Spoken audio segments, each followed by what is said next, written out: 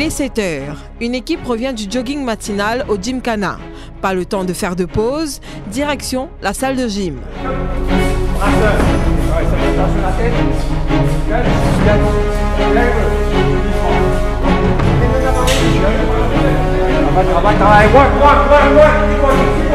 Après quoi, leur entraîneur les attend au dojo pour une heure d'autodéfense.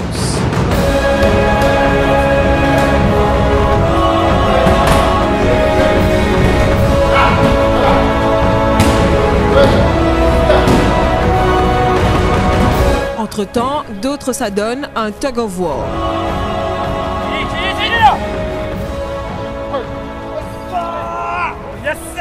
Cet entraînement physique est essentiel pour que les éléments de la Vipsu gardent la forme, car ils doivent être parés à toute éventualité.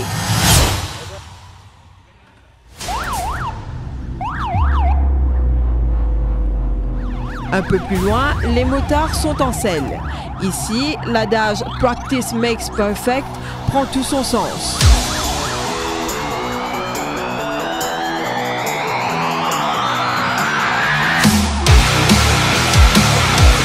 Nous quittons le quartier général de la Vipsu, direction à présent Grand Bassin.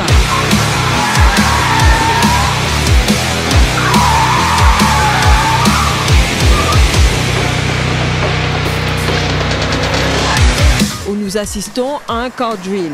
Il s'agit d'une démonstration de sauvetage d'une VIP en voiture.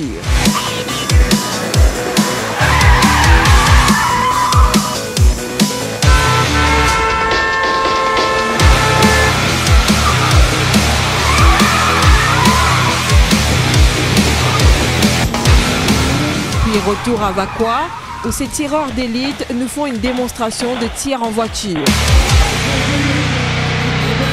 Il s'agit là du quotidien des éléments de la Vipsu. Cette unité formée en 1989 ne connaissait rien à la défense, explique l'ACP Lau Padarut. Nous sommes pas professionnels là-dedans, parce que Vipsu, il y a une unité qui a une spécifique tâche pour faire. Ce système de travail est différent. Pourtant, moi, je suis dans les IPM, les IPM, ce différent travail. Ici, notre travail, c'est différent. Ou bien avec le VIP qui chose un VIP là, bien, ou bien un d'après-midi. Mais ou pas connaître ça. Qui veut gagner une formation. Les là qui veut gagner sa formation français, explique-nous comment tu travailles avec un chef d'État.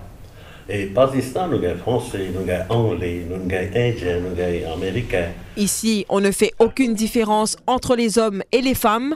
La WPS Brinda Ramia l'atteste. Maintenant, être une dame parmi tous les hommes, c'est vraiment une fierté. Parce que quand nous peut faire un training, quand nous rentrons dans Vipsu, par exemple, en 1993, ma formation, il prend 1 mois et demi, c'était une formation parmi les hommes.